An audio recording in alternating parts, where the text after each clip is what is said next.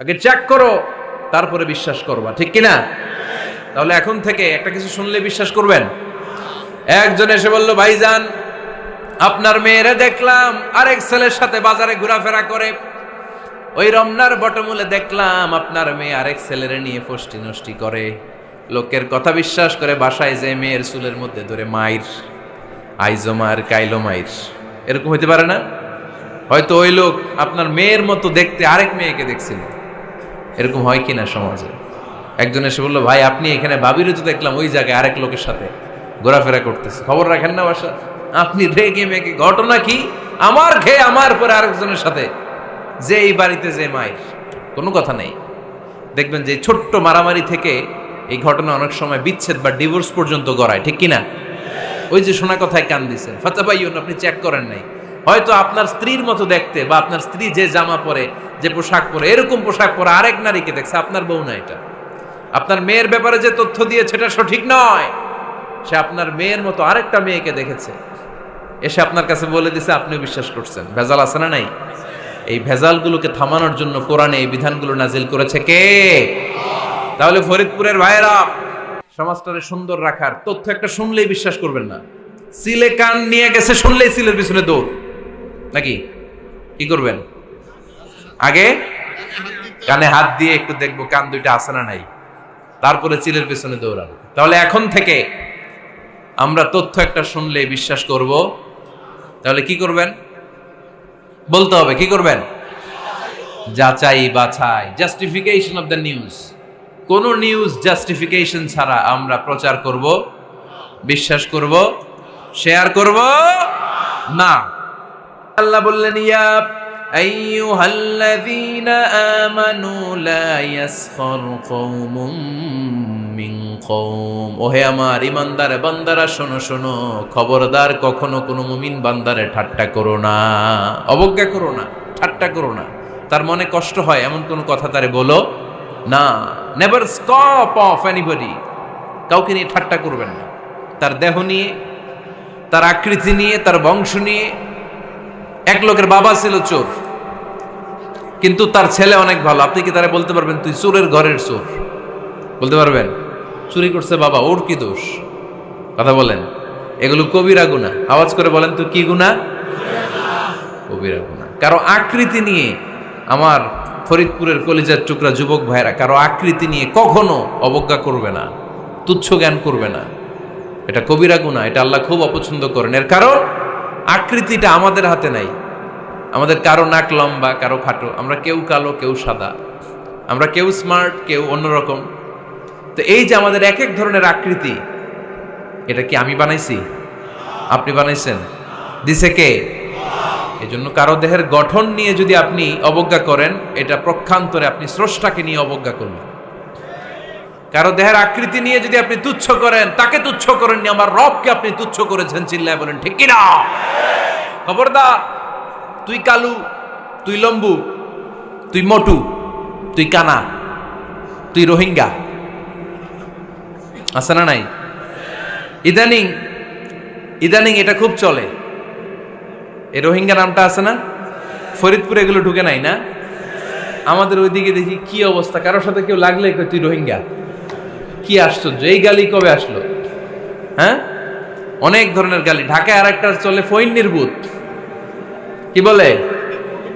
এই এগুলো আগে শুনি নাই আমরা, রিসেন্ট এগুলো বলা শুরু করছে। ফইন নির্বুত, রোহিঙ্গা না। এগুলো বলে আপনি কাউকে অবজ্ঞা করতে পারবেন? পারবেন না। খবরদার, এটা কবিরা গুনাহ, এটা ছোট গুনাহ মনে করবেন না। কারণ আকৃতি নিয়ে তুচ্ছ করা যায় না, কারণ আকৃতি দান করেছে কে?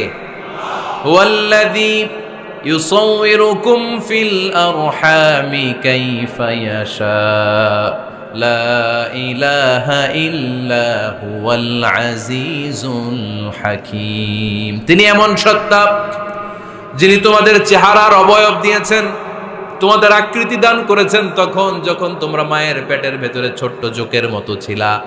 মায়ের পেটের ভেতরে আমরা যখন সবাই এত ছোট্ট, তখনই আমাদের চেহারার আকৃতি দিয়েছে কে? কে সুন্দর হব, কে ছেলে হব, কে মেয়ে হব, কে মোটা হব, কে চিকন হব আমার ইচ্ছা হয়েছি? আওয়াজ করে বলতে হবে, কার ইচ্ছায়? প্রত্যেককে যদি আল্লাহ প্রত্যেকের নিজের চেহারা ডিজাইন করতে দিতেন, আল্লাহ যদি বলতেন তোমার চেহারাটা কেমন হবে তুমিই ডিজাইন করো, তাহলে আপনি আপনারা কেমন বানাতেন?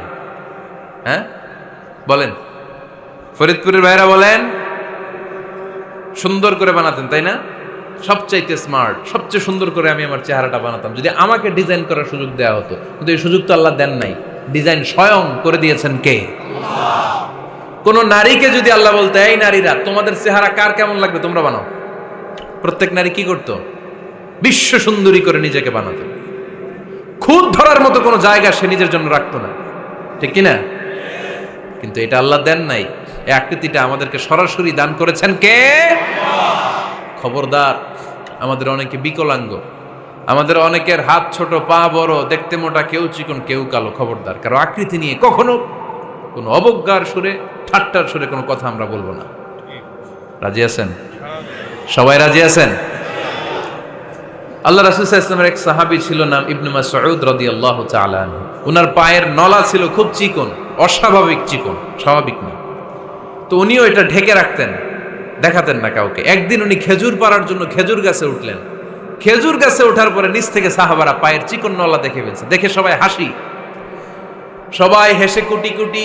বিশ্বনবী বললেন, হেসো না, খবরদার, আমার ইবনে মাসুদের পায়ের চিকন নলা দেখে হেসো না। আমার ইবনে মাসুদের এই পায়ের চিকন নলা যদি মিজানের পাল্লায় উঠিয়ে দেয়া হয়, কিয়ামতের দিন উহুদ পাহাড়ের চেয়েও ভারী হয়ে যাবে। খবরদার, আমার ইবনে মাসুদকে আমার আল্লাহ অনেক পছন্দ করে, তার পা চিকন দেখে তাকে তুচ্ছ করো না। আল্লাহর হাবিব সাল্লাল্লাহু আলাইহি ইসলামের 11 জন স্ত্রীর মধ্য থেকে একজন স্ত্রী ছিলেন একজন স্থূল আকৃতির, অবিসিটি ছিল, একটু মোটা। ওনার নাম ছিল সাফিয়া রাদিয়াল্লাহু তাআলা আনহা। আম্মা জান আয়েশার সাথে একবার সাফিয়ার ঝগড়া। নবীদের বউদের মাঝে মাঝে মাঝে ঝগড়া হতো, তবে সেটা হতো মধুর ঝগড়া। সুবহানাল্লাহ পড়েন। আম্মা জান আয়েশা রাদিয়াল্লাহু তাআলা আনহার বাসায় একদিন বিশ্বনবী বসা ছিলেন। আরেকজন স্ত্রী, বিশ্বনবীর আরেকজন স্ত্রী রান্না করে কিছু খাবার আম্মা জান আয়েশার ঘরে পাঠিয়েছেন। এক দাসী দিয়ে বলল, যাও এটা আয়েশার ঘরে দিয়ে আসো, কারণ নবী আয়েশার ঘরে। আম্মা জান আয়েশা রাদিয়াল্লাহু তাআলা আনহা বললেন, এগুলো কি? ওই দাসী বলে, তরকারি। কে দিছে? অমুক স্ত্রী। কেন দিয়েছে? আমি কি রান্না করতে পারি না? তোমরা রান্না তোমরা খাও। এই কথা বলে পাতিল সহ উড়ায় মারছে চেহারার মধ্যে। এর কারণ ওনারা মানুষ ছিলেন, মানবীয় ব্যাপারগুলো ওনাদের মধ্যেও কাজ করত। আবার এক স্ত্রী ঝোল দিয়ে রান্না করে কিছু খাবার নিয়ে এসেছে। আম্মা জান আয়েশা রেগে মেগে ওই ঝোল নিয়ে ওই স্ত্রীর গালের মধ্যে মেখে দিয়েছেন। বিশ্বনবীর আরেক বউয়ের গালের মধ্যে ওই ঝোল লাগাই দিস। এবার ওই স্ত্রী বিশ্বনবীর কাছে যেয়ে বলে, ইয়া রাসূলুল্লাহ, দেখেন আয়েশারে আপনি বেশি আদর করেন তো, দেখেন কি করে আমাদের সাথে। এই যে আমাদের গালের মধ্যে ঝোল মাখাই একেবারে মেকআপ বানাই দিচ্ছে। বিষ্ণু ইসা ইসলাম বললেন, তাই আয়েশাকে ডাকো। আম্মা জান আয়েশা রাদিয়াল্লাহু তাআলা আনহা আসলেন। আল্লাহ রাসূল সাল্লাল্লাহু আলাইহি ওয়াসাল্লাম বললেন, তুমি কি আমার এই স্ত্রীর সাথে এমন আচরণ করেছো? আম্মা জান আয়েশা বললেন, করেছি। কেন? আম্মা জান আয়েশা বললেন, তখন মেজাজটা গরম ছিল, এখন বুঝতে পারতেছে আসলে এই কাজটা করা ঠিক হয় নাই। এবার বিশ্বনবী বিচার করবেন। বিশ্বনবী বললেন, আল কিসাস, যেমন করা হয়েছে বিচার হবে তেমন। তোমার গালে যেমনি ঝোল লাগাই দিছে, তুমি একটু ঝোল নিয়ে আয়েশার গালে লাগাই দাও। সুবহানাল্লাহ পড়বেন না? ওই স্ত্রীও কিছু ঝোল নিয়ে আম্মা জান আয়েশার গালে লাগাই দিল। এখন দুইজনে হাসতেছে, বিশ্বনবীও হাসলেন, আরশের উপর থেকে খুশি হয়ে গেলেন কে? তো স্ত্রীদের মধ্যে মাঝে মাঝে এটা ঘটতো। সাফিয়া রাদিয়াল্লাহু তাআলা আনহা ছিলেন একটু মোটা। আম্মা জান আয়েশা বললেন, ইয়া রাসূলুল্লাহ, দেখেন আপনার মুটি বউ, আপনার মুটকি বউ, এই মুটি বউ বলে একদিন একটা গালির মতো দিয়ে ফেলছে। আল্লাহ রাসূল সাল্লাল্লাহু আলাইহি ওয়াসাল্লাম রেগে গেলেন, বললেন, আয়েশা এটা কেমন কথা? তুমি বললা মুটি, আমার সাফিয়ারে তুমি মুটি বলে গালে দিলা রে আয়েশা। ইয়া আয়েশা লাকাদ কুলতি লা কালিমা লাউ মুজিজাত বিমাইল বাহরি লামাজাজাতহু।